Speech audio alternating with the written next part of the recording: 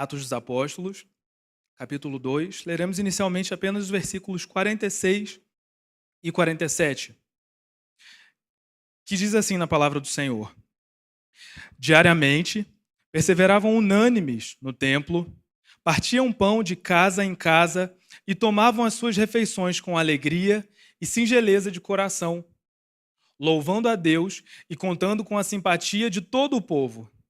Enquanto isso, acrescentava-lhes o Senhor, dia a dia, os que iam sendo salvos. Feche seus olhos. Pai amado, muito obrigado pela tua palavra que foi lida. Muito obrigado por podermos, Deus, reunir a tua igreja, o teu povo, para com liberdade, com alegria no coração, celebrarmos ao Deus único e verdadeiro, Pai, o Deus da nossa salvação, celebrarmos o Senhor, Deus. Eu te agradeço pela oportunidade de termos acesso à palavra do Senhor, termos acesso à revelação do Senhor, Pai, na pessoa do teu Filho, e pelo teu Espírito Santo que nos ilumina para compreendermos, Pai, a verdade do Senhor. Peço que mais uma vez o Senhor ilumine as nossas mentes, abra os nossos ouvidos e o nosso coração para receber a tua palavra e que ela produza em nós vida verdadeira, Deus. No nome do teu Filho Jesus que eu oro. Amém. Amém. Meus irmãos, ao ler esses dois versículos, e nos primeiros capítulos de Atos dos Apóstolos, nós encontramos bastante coisa falando sobre como viviam esses irmãos, e no decorrer do livro de Atos dos Apóstolos a gente vai continuar a ver registros que falam sobre como eles viviam, problemas que eles enfrentaram, dilemas na igreja, e é por isso que eu digo que na igreja primitiva, não muito diferente da nossa igreja, a gente encontra também alguns desafios, e a palavra do Senhor nos diz como que, orientados pelo Espírito Santo, eles solucionaram cada um deles. Mas eu começo a reparar, logo no primeiro versículo que foi lido por nós, algumas realidades muito importantes que falam para mim sobre a natureza daquilo que hoje nós chamamos de pequenos grupos nas nossas igrejas. A partir do versículo 46, as três primeiras palavras desse versículo falam muito e começam a descortinar bastante coisa na minha mente, quando nós lemos que diariamente aqueles irmãos perseveravam unânimes. A igreja do Senhor, daquela época, valorizava tanto, mas tanto, esse momento de comunhão vertical, comunhão com o Senhor Deus, mas também a comunhão horizontal, a comunhão da igreja com o corpo do Senhor, a família do Senhor, que eles não conseguiam se ater apenas a um encontro semanal para o grande grupo se reunir e celebrar a Deus junto. Um encontro de suma importância para a vida da igreja, e nós encontramos na Bíblia outras orientações para que eles não percam a prática de frequentar o templo, de estar juntos na reunião dos encontros coletivos, na reunião dos pequenos grupos, do grande grupo, mas nós encontramos também esse registro dizendo que diariamente esses irmãos faziam questão de estar juntos, de ter comunhão uns com os outros. Além desse dia de encontro semanal com a igreja, eles voltavam ao templo e se reuniam nas casas também, diariamente, para louvar a Deus. Onde é que a gente encontra isso? O versículo 47 diz que aqueles irmãos louvavam a Deus diariamente. Nós também vemos que eles se encontram diariamente no templo, nas casas, especialmente no templo, para observar as horas diárias de oração. O capítulo 3, versículo 1 de Atos, um pouquinho à frente, vai dizer que Pedro e João sobem ao templo na hora nona para orarem, como era de costume dos judeus. E era o hábito deles, nós vamos ver na palavra do Senhor, no livro de Salmos, no capítulo 55, versículo 17, que eu não vou ler aqui, ajuda e endossa para mostrar que os judeus eles tinham a prática de orar 3 vezes, pelo menos, ao dia no templo. Eles oravam mais ou menos às 9 da manhã, eles voltavam ao templo às 12 horas, ao meio-dia, para orar, e depois, às 15 horas, eles voltavam para orar também, todos os dias, fazendo isso, porque entendiam que era importante para a vida deles, enquanto indivíduos, entendiam que isso era importante para a vitalidade da igreja mesmo, para que eles juntos pudessem orar ao Senhor e colocar os pedidos individuais, colocar os pedidos de toda aquela igreja, interceder pelas vidas uns dos outros, pedir perdão pelos seus pecados.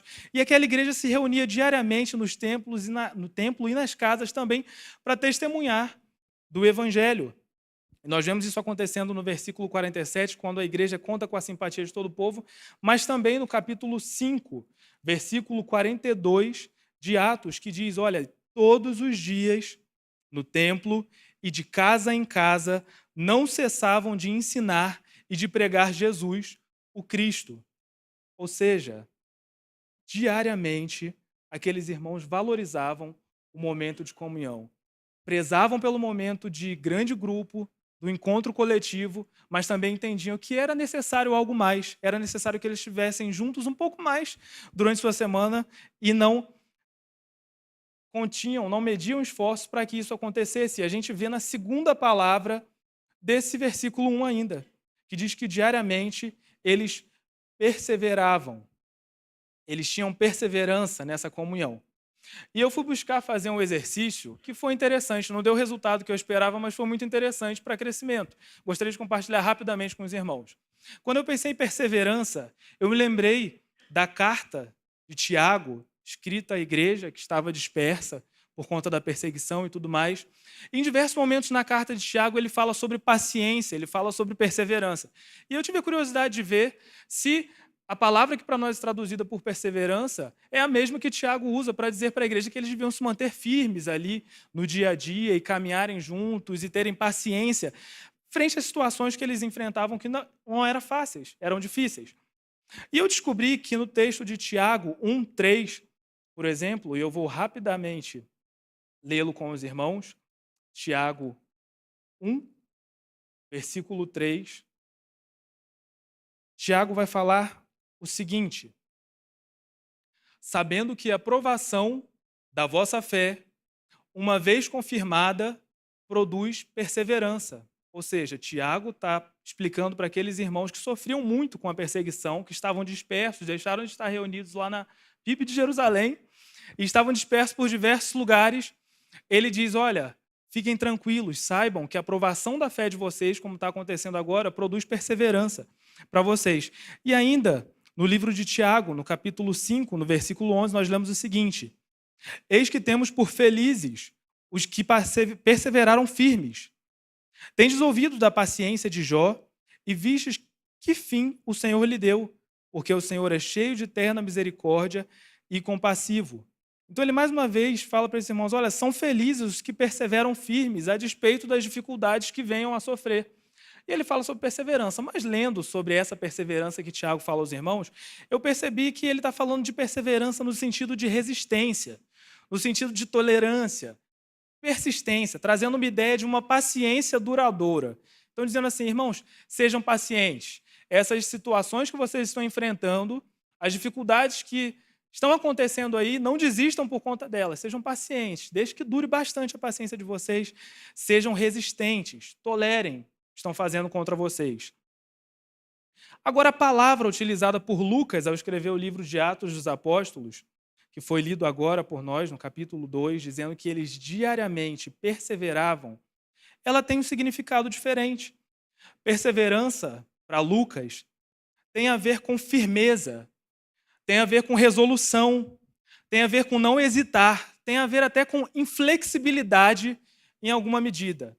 Ou seja, quando ele fala que a igreja perseverava, ele dizia que aquela igreja era firme, que ela era resoluta, que ela não pensava duas vezes antes de se manter diariamente em comunhão. Eles eram quase que inflexíveis com relação àquele tempo que eles entendiam que precisavam demandar da sua semana, dos seus dias, para estar em comunhão com Deus e com a igreja do Senhor. Isso me lembrou de algo que me aconteceu uma vez, eu quero pedir licença aos irmãos para contar de pessoas muito próximas a mim, que um dia me pararam e me perguntaram assim, Murilo, você não fica cansado dessa overdose de igreja que você leva toda semana e quase todo dia, não? Você trabalha na igreja, aí você participa de um pequeno grupo durante a semana, aí você vai no núcleo da ABU, da Aliança Bíblica Universitária, na sua faculdade, como se não bastasse, você vai ao culto de oração, culto da juventude, culto de domingo, participa da EBD de manhã, isso não cansa, não? Num tom meio jocoso, num tom de implicância, como querendo mexer, falando assim, você está perdendo tempo da sua vida, você podia estar fazendo coisa muito mais útil. Daí, aquele que é cristão, aquele que ama estar na casa do Senhor, ele sabe que não é perda de tempo, não existe overdose de igreja, se existisse, seria uma overdose interessante de se experimentar. algo que a gente nunca vai estar farto, que a gente nunca vai conseguir estar cheio o suficiente de forma que a gente não possa buscar mais, é pela presença do Senhor, é por sermos cheios do Espírito Santo, por estarmos em comunhão com o próprio Deus e com a sua igreja. Então nós percebemos que essa igreja era uma igreja perseverante, uma igreja firme, resoluta, que não hesitava, que não abria mão da comunhão. E todos os dias queriam fazer isso. Mas, além de dizer que diariamente eles perseveravam, a terceira palavra que nós encontramos nesse versículo diz que eles perseveravam todos os dias unânimes. Essa prática de perseverança todos os dias, ela era fruto de um esforço comum da igreja e não só de uma ou duas pessoas que queriam estar juntas. Todos eles entendiam que era necessário estar junto nas reuniões da grande congregação e nas casas, no templo, todos os dias. E sem que eles precisassem abrir mão das suas ocupações, sem que eles precisassem abrir mão dos relacionamentos que eles tinham, sem que eles precisassem abrir mão do tempo com seus familiares, sem que eles precisassem abrir mão da sua própria vida. Eles encontravam um tempo para que eles pudessem desfrutar dessa porção diária de comunhão com o povo de Deus. Eles encontravam um tempo para que eles pudessem desfrutar dessa porção diária do encontro com o seu pequeno grupo, se eu posso chamar assim. E olhando para a realidade daquela igreja, para o que eram, que eu gostaria de pedir a licença dos irmãos de chamar aqui continuamente de um pequeno grupo e os encontros nas casas e esses momentos que eles tinham, eu percebo, meus irmãos, que os pequenos grupos, ao contrário do que muitos pensam, não são mais um evento que a gente tem na agenda da nossa igreja. Os pequenos grupos, ou o encontro que aqueles irmãos empreendiam, eles são, ou eram, e continuam a ser uma expressão contínua, uma expressão diária, uma expressão perseverante, uma expressão unânime do louvor e da adoração da igreja ao Senhor durante a semana, entre um e outro encontro que nós temos aqui enquanto igreja, às quintas-feiras, aos domingos, manhã e noite. Não como um evento, mas como parte da vida da igreja, entendendo que esse é um fazer diário, que faz parte da nossa vida, entre um encontro e outro. Isso me salta aos olhos e me chama muita atenção. Mas a gente continua no versículo 46, e o segundo aspecto que me chama muita atenção é a maneira como esses irmãos faziam e viviam dessa forma perseverantes, no partir do pão, de casa em casa, tomando suas refeições. Eles faziam como o cântico que nós entoamos agora há pouco, com alegria e singeleza de coração.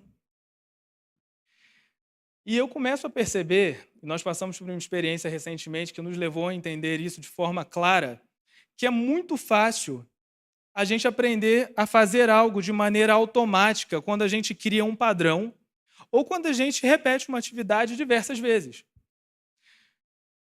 Agora, o que acontece é que quando a gente se torna automático naquilo que a gente faz, a gente deixa de perceber e de apreciar a beleza naquilo que a gente faz, de apreciar de forma mais profunda. E como a gente percebeu isso?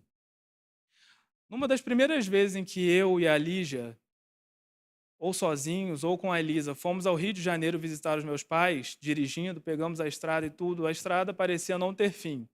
E olha que a 040 é uma estrada muito boa para se viajar. Estrada retinha, plana, parece que você está andando num tapete. Mas a gente não estava acostumado a pegar a estrada. Normalmente a gente viajava com os nossos pais dirigindo. Se a gente pegava um pouco na estrada, era um tantinho. Foi a primeira vez, enquanto casados, com algum tempo, alguns meses, que a gente foi visitar os nossos pais. E toda a paisagem e tudo, o que deixava a viagem menos enfadonha, era a beleza que a gente apreciava em toda a paisagem. A gente viajou de dia, apesar de estar chovendo nessa nossa primeira viagem, a gente conseguiu olhar para o lado e apreciar uma planície grande, um campo lindo, e perceber em certos trechos de serra que a gente passava, nas pedras, a água vertendo, cachoeira, e algo muito bonito. Só que a gente continuou fazendo essa viagem, e a gente continuou fazendo. A gente tem 2 anos e meio de casados, e no mês passado, ou esse mês, aliás, no começo de janeiro, a gente viajou para o Rio. Mas talvez em algo como a nossa quinta, sexta ou sétima viagem para o Rio. Se torna automático. A gente passa pelos mesmos campos, planícies, pedras, vertendo água, cachoeira, bonitos, mas não chama tanto a nossa atenção como chamava antigamente, porque a gente faz essa viagem quase que de forma automática, já faz mais rápida, sabe onde tem um ou outro trecho com algum buraco, com alguma depressão na estrada ou coisa do tipo. Mas nessas férias também, a gente teve, pela graça de Deus, a oportunidade de passar um tempo com os pais da Lígia em Prado. E foi também a primeira vez que, enquanto família, e dessa vez com a Elisa, a gente pegou a estrada para uma viagem um pouco maior para o sul da Bahia.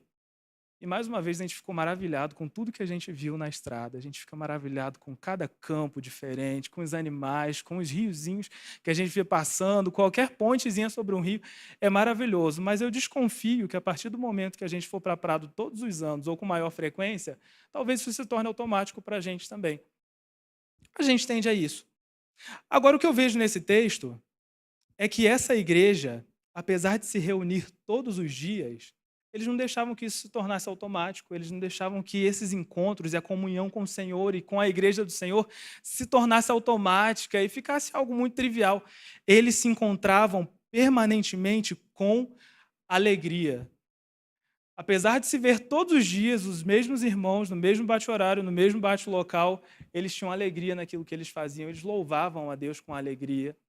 Eles liam a palavra de Deus com alegria, eles entoavam cânticos com alegria.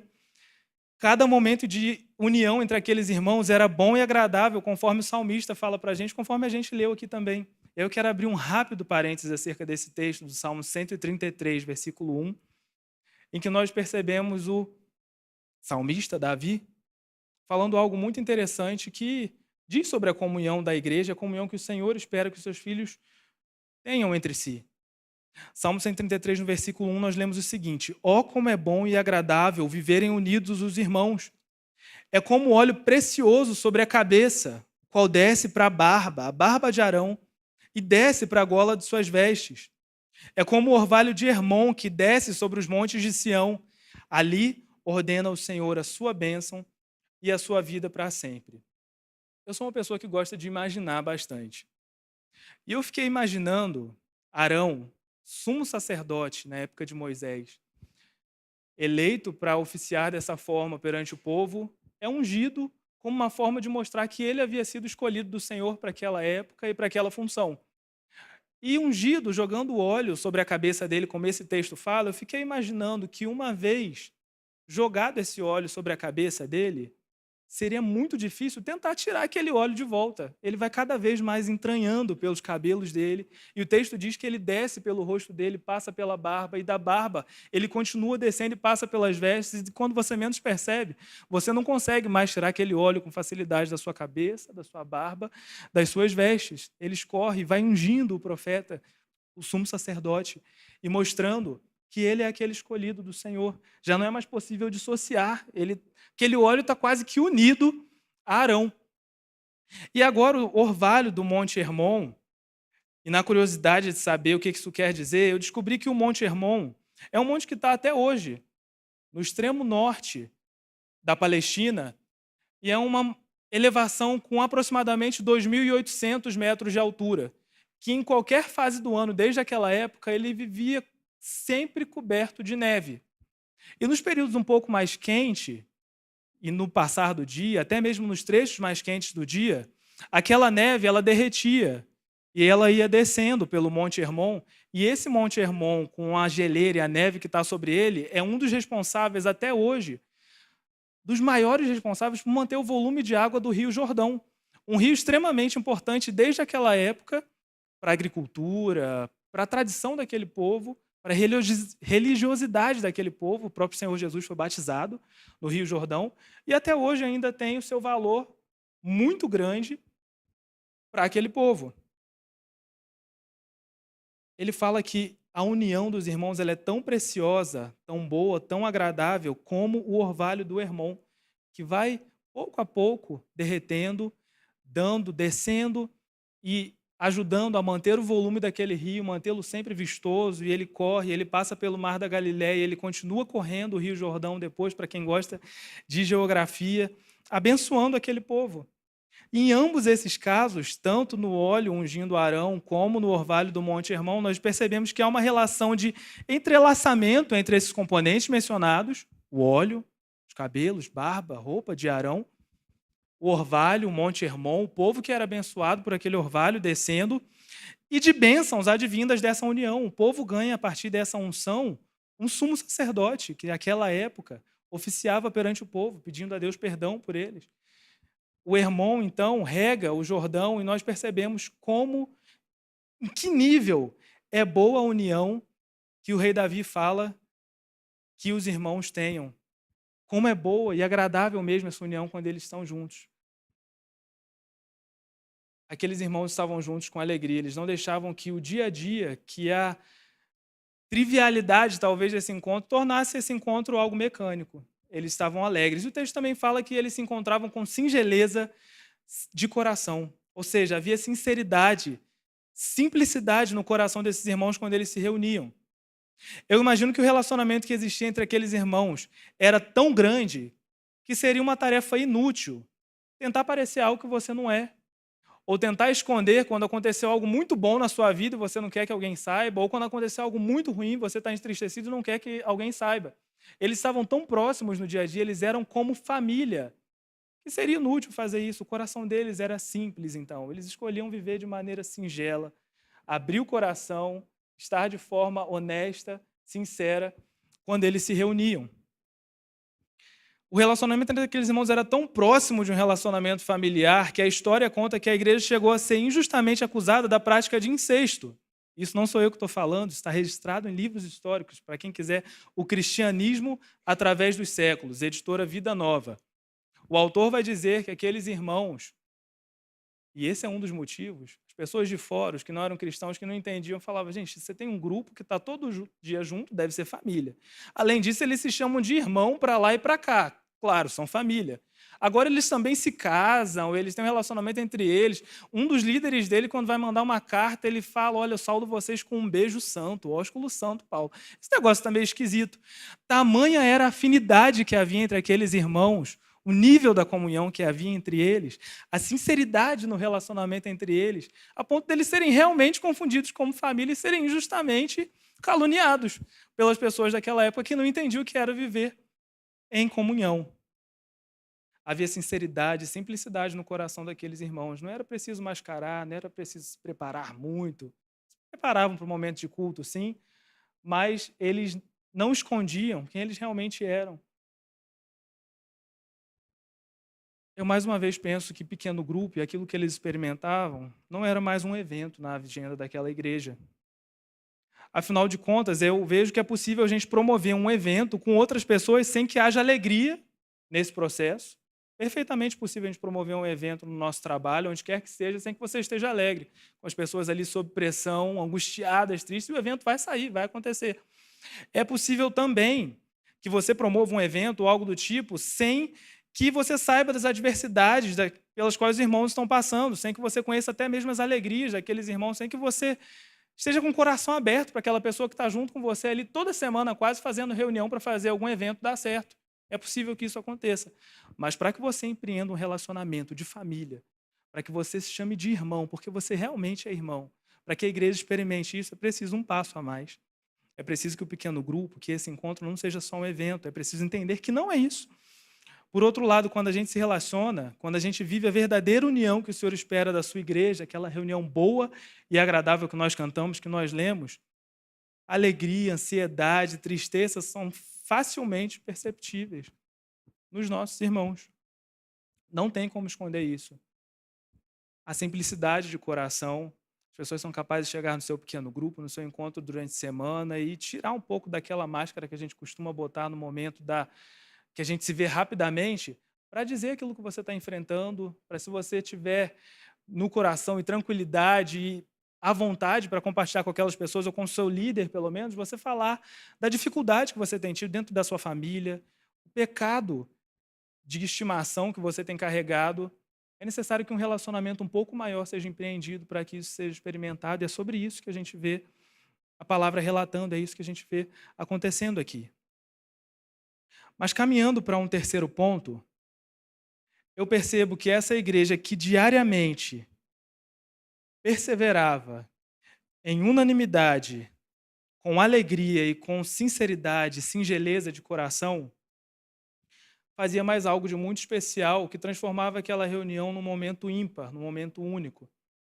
O versículo 47 vai nos dizer que a forma como eles faziam isso e o que fazia parte dos seus encontros era, olha, louvando a Deus, eles louvavam a Deus, e eles contavam com a simpatia de todo o povo. Tudo que essa igreja vivia e realizava era feito em louvor a Deus. Não era novidade para nenhum daqueles membros que eles só conseguiam experimentar aquilo porque o Senhor Deus fazia com que eles experimentassem e vivessem aquilo. Não era obra humana. Não podia ser obra humana experimentar aquilo. Humanamente, eles buscariam outras coisas, cada um buscaria o seu próprio interesse, eles não venderiam suas propriedades, não fariam aquilo que a gente lê que aquela igreja fazia, em amor uns aos outros. E a glória e o louvor de tudo isso eram dados ao Senhor Deus. E isso já é um princípio de um grande testemunho para os gentios, para as pessoas que estavam à volta deles.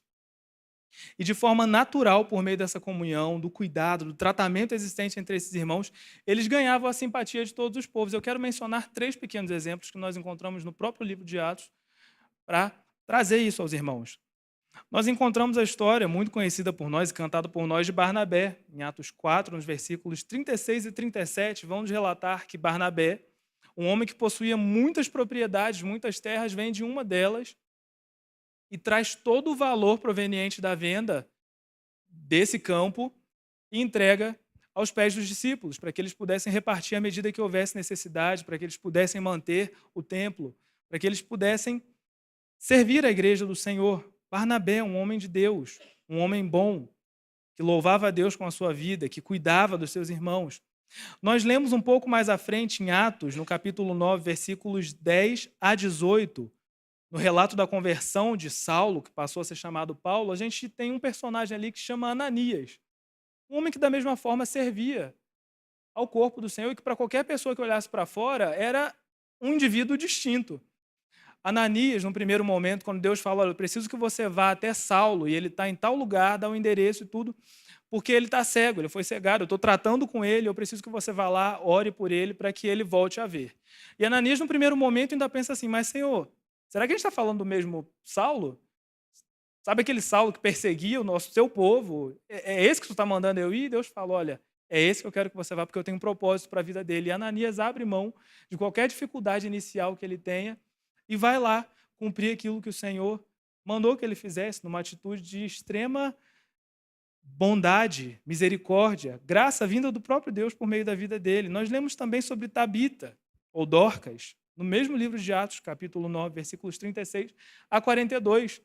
Uma mulher que habitava em Jope, e que quando morre, o povo fica extremamente triste, porque era uma mulher que era muito conhecida pelo serviço dela ao povo, pela graciosidade que emanava da vida dela, fruto de Deus também, da obra de Deus para a vida dela, a ponto deles chegarem para o homem do Senhor e falarem, olha, você precisa fazer alguma coisa, a gente não pode perder essa mulher, ela não é qualquer pessoa, ela é alguém especial. E a gente vê 3 pequenos exemplos de como que a igreja daquele tempo, como aqueles irmãos eram extremamente relevantes e como seria fácil contar com a simpatia do povo a partir da vida diária daqueles irmãos, no ordinário da vida deles, eles fazendo o nome do Senhor conhecido. E eu não sei qual dos irmãos consegue lembrar, ou já ouviu, ou já assistiu, de vídeos de experiências sociais, experimentos sociais no YouTube. É quando você pega uma pessoa e ela vai lá e grava diversas pessoas passando por um morador de rua, por exemplo, e ninguém faz nada, até que ele surge, vai lá, compra uma pizza, algo do tipo, ou pega um dinheiro, uma soma considerável de dinheiro e deixa com aquela pessoa. Aí dá um abraço e tudo mais, e ele tem canais que são voltados para isso, eles postam tanto disso. São vídeos que, pela bondade daquela pessoa, mexe com a gente, faz com que a gente fique simpático com aquela pessoa. Aquela pessoa passa a contar com a nossa simpatia. Você começa a seguir o canal dela para ver mais atos de bondade em tempos tão cruéis como a gente vive hoje. Mas se você para pensar um pouco melhor, eles não estão só atrás de bondade, eles estão atrás dos views, dos likes, das inscrições no canal deles, porque é aquele que está buscando fazer pelo Senhor, para exaltar o nome de Deus, louvar e glorificar o nome do Senhor, ele não precisa botar uma câmera, ir lá e fazer gravando, depois volta, dá uma pausa, edita, publica aquele vídeo, porque ele está fazendo para o Senhor. Ele sabe que o Senhor, que é galardoador, já viu aquilo que ele fez e é para ele. Aqueles irmãos faziam para a honra e glória do nome do Senhor Deus, tudo que eles faziam. E aqueles que faziam para o louvor do seu próprio nome eram tratados pelo próprio Deus. A gente lê também no livro de Atos, no capítulo 5, a história de Ananias e Safira, e a gente sabe bem o que aconteceu com eles. Fizeram para a sua própria glória, buscando louvor, honra para si próprios, e o Senhor mostrou a eles a quem era devida a honra, a glória e o louvor. E fazendo isso, diariamente, perseverando em unanimidade, louvando a Deus com sinceridade de coração, com alegria, esses irmãos contavam com a simpatia do povo. E mais uma vez eu sou levado a pensar que aquele pequeno grupo, aquela reunião diária nas casas, no templo, os nossos pequenos grupos hoje não são mais um evento na agenda da nossa igreja. Os nossos pequenos grupos, eles são, mais uma vez, expressão do louvor a Deus e um meio pelo qual o evangelho pode e deve ser anunciado, fazendo com que nós ganhemos a simpatia dos nossos familiares, dos nossos amigos, dos nossos vizinhos, dos nossos colegas de trabalho, de quantos outros ainda que não entregaram suas vidas a Cristo, e o Senhor levar ao nosso encontro, o Senhor levar à nossa casa, o Senhor levar ao nosso momento de comunhão junto à igreja dele. Para concluir, o resultado que aquela igreja experimenta é demonstrado ainda no versículo 47, quando no final dele nós lemos: enquanto isso, acrescentava-lhes o Senhor dia a dia os que iam sendo salvos. Aquela igreja não precisou se preocupar com o método de crescimento quantitativo para a membresia deles. Eles não precisaram lançar mãos de um desses métodos que podem até dar certo, entre muitas aspas, por um certo período de tempo, para que a igreja cresça, bombe e eles comecem a mostrar, olha como a gente está crescendo, mas que no longo prazo, ou até mesmo no médio prazo, vai mostrar que não há qualidade naquilo que está sendo feito, e daqui a pouco, pela mesma porta que as pessoas chegaram e encheram aquela igreja, elas começam a sair. O resultado natural para aquela igreja que vivia o evangelho na prática das suas vidas foi o seguinte: o acréscimo dos salvos à igreja como obra das mãos do próprio Deus. Enquanto eles viviam como igreja no dia a dia, o Senhor também, dia após dia, acrescentava os que iam sendo salvos como resultado natural, de forma orgânica. Porque a igreja do Senhor, a obra é do Senhor, o maior interessado em fazer com que as pessoas ouçam sobre esse evangelho de salvação é o próprio Senhor Deus.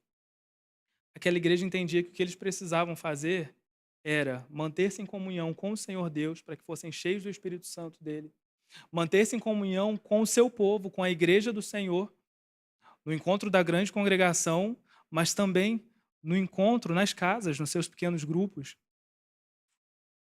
E a partir disso, louvando a Deus, com alegria, com sinceridade e simplicidade no coração, dia após dia, o Senhor fazia com que eles tivessem a simpatia do povo e o Senhor mesmo acrescentava os que iam sendo salvos. Eu quero encerrar esse momento fazendo alguns convites aos irmãos, antes da gente caminhar para o término dessa mensagem e até mesmo desse culto. O primeiro convite que eu quero deixar aos irmãos a partir daquilo que a gente ouviu hoje é convidar a nossa igreja, não poderia ser diferente, a participação nos nossos pequenos grupos, não como um evento ou mais um evento na agenda da igreja, mas entendendo que o pequeno grupo faz parte da vida da igreja durante a semana, entre um e outro encontro da grande congregação do Senhor. Então, quero deixar um convite aos irmãos que estão aqui presentes, que talvez não participem ainda de um pequeno grupo, para que venham fazer parte. Não pense que vai ser mais alguma coisa na sua agenda, como se fosse pesar e tirar tempo seu com a sua família, do seu trabalho ou qualquer coisa do tipo. Não, isso é parte daquilo que o Senhor tem para que a igreja dele viva, experimente uma união ainda maior, a ponto das pessoas olharem para fora, de fora para dentro, e observar, gente, aquele povo realmente é irmão, há algo diferente quando eles estão juntos, há uma alegria diferente quando eles estão juntos, eles vivem realmente como família. Eu não experimento isso, às vezes, dentro da minha família, aquilo que eles, que vêm de realidades tão diferentes, às vezes de estados diferentes, quando se encontram, saindo do trabalho, saindo de casa, depois do trânsito ou qualquer coisa, eles estão com o coração inteiro, com alegria perante o Senhor para cultuar. Eu deixo o convite para que vocês aqui presentes, os irmãos que nos acompanham também por meio dessa transmissão e ainda não participam de um pequeno grupo, para que façam isso.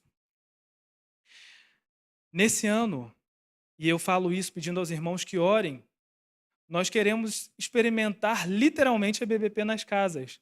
E a gente quer que os nossos encontros, as nossas reuniões, pouco a pouco, voltem a acontecer nos nossos lares. Aqueles que estão acontecendo, glória a Deus por isso, que estão dando muito certo online, a gente sabe que tem gente fora do estado, fora do país que participa. Amém. Continuam participando, a gente vai manter, mas nós temos sonhado com novos grupos surgindo, com a expansão desse trabalho, mais pessoas fazendo parte, experimentando da vida da igreja, sendo cuidados uns pelos outros, sendo discipulados uns pelos outros. E eu convido os irmãos a participarem disso e a orarem por isso. E aqui eu quero deixar alguns pedidos de oração. Peço que os irmãos orem pelos nossos pequenos grupos. Peço que os irmãos orem pela coordenação do Ministério de Evangelismo e Missões, a quem os pequenos grupos respondem na pessoa do pastor Vilmo. Peço que os irmãos orem pela minha vida na coordenação desses pequenos grupos, pedindo que o Senhor fortaleça, dê a visão dele, dê coragem, ânimo para caminhar e seguir. Que os irmãos orem pelos supervisores que cuidam de cada um dos líderes de pequenos grupos e pelos participantes pela nossa igreja. Peço que os irmãos orem também para que os nossos PGs se desenvolvam nesse caráter de comunhão, mas também na edificação, no ensino, no pastoreio mútuo, o cuidado de uns com os outros, na evangelização por meio dos pequenos grupos. O pequeno grupo precisa ter pessoas de fora, precisa ter nossos amigos, aqueles que não conhecem a Deus. Orem por isso, para que o Senhor nos ajude a ousar como aquela igreja que a gente lê em Atos, cheia do Espírito Santo, indo, convidando aqueles que precisam conhecer do Senhor Jesus para suas casas. Orem pelo avanço dos nossos pequenos grupos, sobretudo no que diz respeito à qualidade deles, para que a gente experimente realmente aquilo que a gente deseja com os nossos PGs. E além de deixar esse convite aos irmãos para que participem da vida diária da nossa igreja durante a semana, nas casas e por meio dos nossos PGs, eu quero falar aos irmãos que contem comigo, contem com a nossa igreja, contem com os nossos ministros, em compartilhar essas informações com vocês, em fazer com que vocês consigam se conectar a um pequeno grupo, se ainda não é uma realidade na sua vida. Nosso desejo para esse ano de 2024 é que de 15 em 15 dias nós tenhamos no balcão de acolhimento, junto a um dos acolhedores, um representante do BBP nas casas. Quando eu não estiver, um supervisor vai estar lá, a Lígia vai estar lá, vai ter um irmão para te receber, te passar informações sobre como você pode fazer parte. Se por algum acaso, no domingo que não tiver alguém ali, você quiser informação, no seu boletim, no boletim dominical que os irmãos têm acesso, página 4, equipe ministerial, você tem um e-mail lá no BBP nas casas, com o qual você pode entrar em contato.